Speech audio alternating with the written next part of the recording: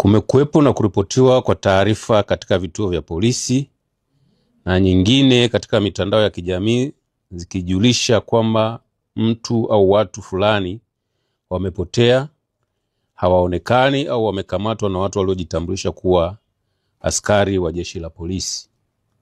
Jeshi la polisi linapopata taarifa hizo huanza uchunguzi wa kukusanya ushahidi kutoka vyanzo mbalimbali ili kupata ukweli wa taarifa ya nini kilichotokea, kwani hauwezi kusema moja kwa moja kuwa mtu aliyeripotiwa kupotea, kutekwa, kulazimishwa kupotea au kuuawa bila ya kupata au ya kumpata anayedaiwa kupotea na ushahidi wa kudhibitisha taarifa hiyo ya nini kilichomtokea. Kama alitendewa uhalifu, ni nani wahusika, kulingana na sheria, kanuni na taratibu. Vile vile, kwa mujibu wa kifungu cha 117 cha sheria ya ushahidi sura ya 6 marejeo ya 2022, marejeo ya mwaka 2022 na kifungu cha 161 cha sheria ya ndoa sura ya 29 marejeo ya mwaka 2019, dhana ya mtu kuchukuliwa kuwa amekufa inapaswa kudhibitishwa na mahakama baada ya miaka 5 kupita, kulingana na vielelezo na ushahidi utakaowasilishwa. Katika matukio ambayo yameripotiwa katika vituo vya polisi na uchunguzi wa kina kufanyika, na walioripotiwa kupotea kupatikana wakiwa hai na wengine wakiwa wamekufa, hadi sasa ushahidi kwa baadhi ya matukio yameonesha sababu zake ni kujiteka, wivu wa mapenzi, imani za kishirikina, kugombea mali, kulipiza kisasi, kwenda nchi nyingine kujifunza misimamo mikali na kukimbia mkono wa sheria baada ya kufanya uhalifu. Miongoni mwa matukio hayo ambayo yamethibitishwa kwa sababu hizo ni pamoja na tukio la hivi karibuni linalomhusisha Sheikh Zuberi Saidi Nkoko, miaka 53, mwalimu wa dini na kiongozi katika taasisi ya Islam Foundation iliyopo mkoani Singida, ambayo pia inajishughulisha na shughuli za kuchinja wanyama. Katika tukio hilo, kupitia vyombo mbalimbali vya habari ikiwemo mitandao ya kijamii, kulisambaa taarifa za kutekwa kwa shehe huyo na watu waliowataja au waliotajwa kuwa ni askari wa jeshi la polisi tarehe 2 mwezi wa 6 2025 saa 5 usiku, akiwa na kiasi cha fedha taslimu shilingi za Kitanzania milioni 42. Taarifa ya kupotea kwake pia iliripotiwa polisi. Baada ya uchunguzi, ilibainika kuwa Sheikh Zuberi Saidi Nkoko hakuwa ametekwa, bali alitengeneza tukio la uongo la kutekwa ili kukimbia madeni aliyokuwa akidaiwa na watu mbalimbali. Majina yao yamehifadhiwa kwa sababu za kiuchunguzi, yenye jumla ya shilingi za Kitanzania milioni 521 na laki 5. Sheikh Zuberi atafikishwa mahakamani baada ya taratibu za kisheria kukamilika. Baadhi ya matukio mengine yaliyohusishwa na utekaji wa watu vikihusishwa vyombo vya dola, lakini baadaye uchunguzi ukabaini kuwa vyombo vya dola havikuhusika kwenye matukio hayo, ni pamoja na tukio la tarehe 7 mwezi wa 6 2025 lililotokea katika kijiji cha Mtakuja, kata ya Nanganga, wilaya ya Ruangwa, mkoa wa Lindi, ambapo Rita Severini Ndambalilo, miaka 41, mkazi wa Dangote Mtwara, mfanyakazi wa kituo cha kuuza mafuta cha kampuni ya Specialized Petrol Station ya Mtwara, alikutwa akiwa ameuawa kwa kunyongwa na mtandio na kutupwa kando ya makarasha ya Wachina katika kitongoji cha Nahungo, kijiji cha Mtakuja, kata ya Malolo, wilaya ya Ruangwa. Upelelezi ulibaini kuwa mtu huyo aliuawa na Juma Salum Njenje, miaka 49, aliyekuwa akimtumia kama dereva wake wa bodaboda, baada ya mtu huyo kumuona Rita akiwa amebeba fedha kwenye mkoba wake. Kabla ya mwili wake kupatikana, taarifa zilisambaa kuwa alikuwa ametekwa na watu wasiojulikana. Watuhumiwa wawili wamekamatwa na wamefikishwa mahakamani na kesi iko mahakamani. Tukio lingine linamhusu Regina Rajabu Chaula, miaka 62, aliyekuwa na makazi huko Bahari Beach, Kinondoni, Dar es Salaam na nchini Denmark, aliyedaiwa kuoa na Fred Rajabu Chaula na Bashiri Richard Chaula kisha mwili wake kutumbukizwa kwenye shimo la maji taka. Regina, ambaye alikuwa na kesi ya madai Mahakama Kuu Division ya Ardhi dhidi ya watuhumiwa hao, aliripotiwa kupotea ghafla Disemba 13, 2024 hadi tarehe 18 mwezi wa kwanza 2025, mwili wake ulipokutwa kwenye shimo hilo la maji taka baada ya upelelezi wa jeshi la polisi kufanyika. Watuhumiwa hao walikamatwa na kufikishwa mahakamani. Pia tarehe 11 mwezi wa 11 2024 litokea tukio lililomhusu Bwana Deogratias Tarimo, mkazi wa Kibaha, mkoa wa Pwani, ambaye alionekana kwenye picha mjongeo au jongefu akipambana na watu waliotaka kumteka, ambao hata hivyo walishindwa kutekeleza azma yao hiyo. Taarifa zilizosambazwa kwenye mitandao ya kijamii kuhusiana na tukio hilo zilisema kuwa waliokuwa wanatekeleza uhalifu huo ni askari polisi. Uchunguzi ulibaini kuwa waliohusika sio askari polisi na chanzo cha tukio hilo ni wivu wa mapenzi. Watuhumiwa 6 walikamatwa na kufikishwa mahakamani. Aidha, tarehe 24 mwezi wa 8 2024 katika kijiji cha Haiderere, kata ya Haiderere, tarafa Haidom, wilaya ya Mbulu, mkoa wa Manyara, Saulo Samuel Baloho, miaka 44, mkazi wa Haiderere, alitoa taarifa ya uongo kwa kutumia simu ya mkononi kuwa ametekwa tangu tarehe 22 mwezi wa 8 2024 na watu wasiojulikana na kumpeleka Karatu, mkoa wa Arusha, kwa lengo la kumtoa figo.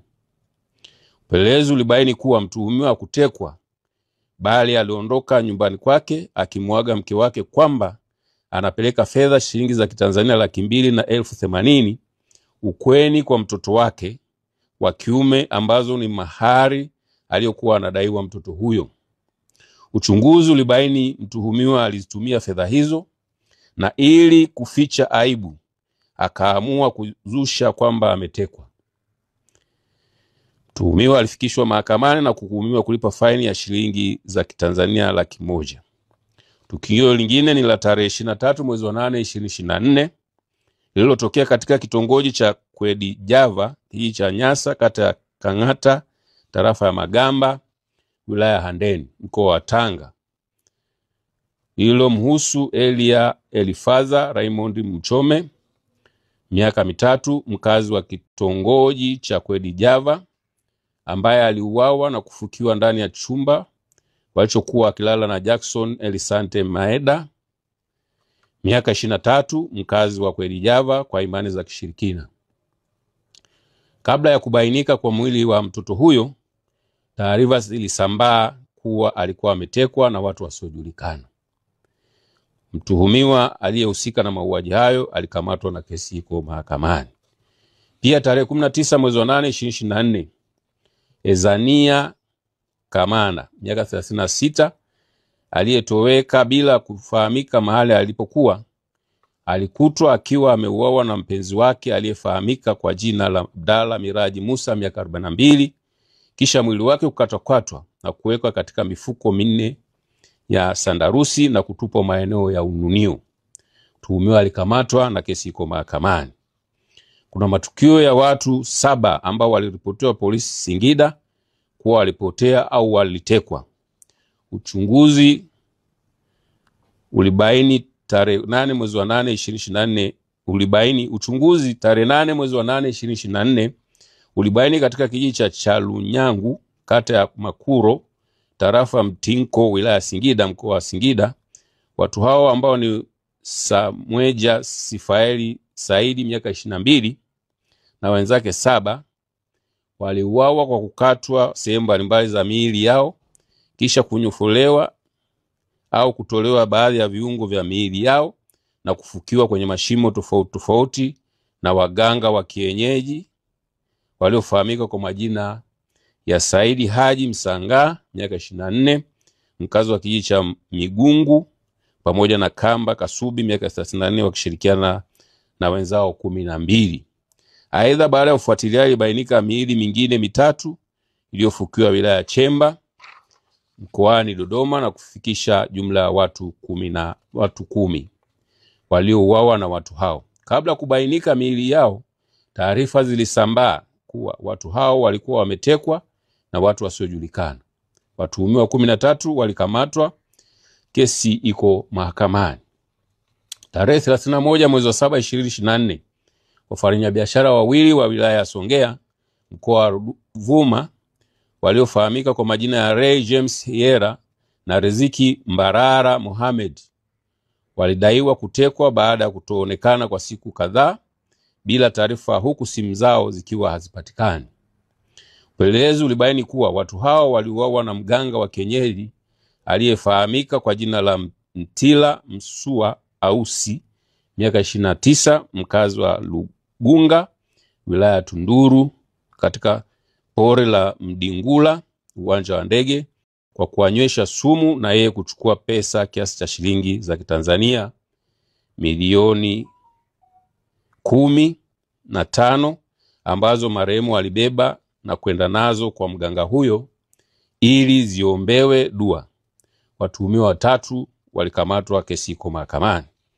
Tukio lingine ni la tarehe 3 mwezi wa 7 2024, lililoripotiwa likiwahusu watoto wawili, mmoja miaka 12 aliyekuwa mwanafunzi wa darasa la 7 katika shule ya msingi Busenga, na mwingine miaka 8 aliyekuwa mwanafunzi wa darasa la 2 katika shule ya Akiba English Medium iliyopo wilaya ya Ilemela, waliojiteka na kupanga nyumba katika eneo la wilaya ya Nyamagana na kuanza kuwapigia simu wazazi wao kuwa wametekwa, wako Buhemba mkoani Mara na watekaji wanahitaji shilingi za Kitanzania 100,000.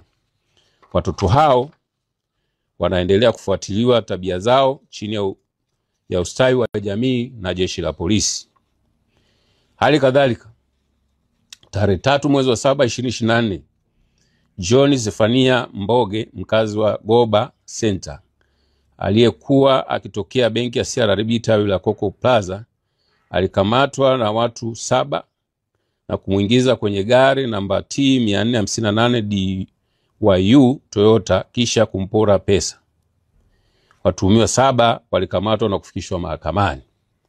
Tukio lingine ni la tarehe 17 mwezi wa 6 2024, lililotokea katika kitongoji cha Kabionda, kijiji cha Mulele, kata ya Ruhanga, tarafa Kamachumu, wilaya Muleba, mkoa wa Kagera, ambapo mtoto aliyefahamika kwa jina la Noela Novat Asimwe miaka 2.5 mwenye ulemavu wa ngozi aliripotiwa kutekwa na watu wasiojulikana.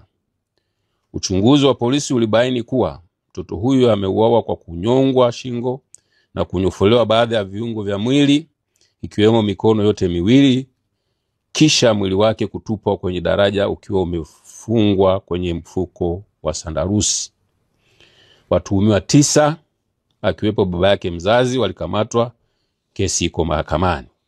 Katika tukio lingine la tarehe 15 mwezi wa 5 2024, mtoto ambaye jina lake limehifadhiwa kwa ajili za kiusalama au kisheria aliripotiwa kutekwa katika maeneo ya Manjelwa, Ilomba, wilaya ya Mbeya, mkoa wa Mbeya, na Winfrida Martin Komba miaka 36, mkazi wa Vingunguti, Dar es Salaam, kwa kushirikiana na mama mzazi wa mtoto huyo aitwaye Agnes Jacob Mwalubuli, ikiwa ni njama waliopanga ili kumshinikiza baba mzazi wa mtoto huyo atoe fedha za Kitanzania milioni 20 ili mtoto aachiliwe na watekaji, la sivyo watamuua. Watuhumiwa 3 walifikishwa mahakamani na mtuhumiwa mmoja alihukumiwa kifungo cha miaka 3 jela. Mmoja alihukumiwa, ambaye ni mama mzazi, kifungo cha nje cha miezi 12. na mama ambaye mtoto alikutwa kwake aliachiwa huru.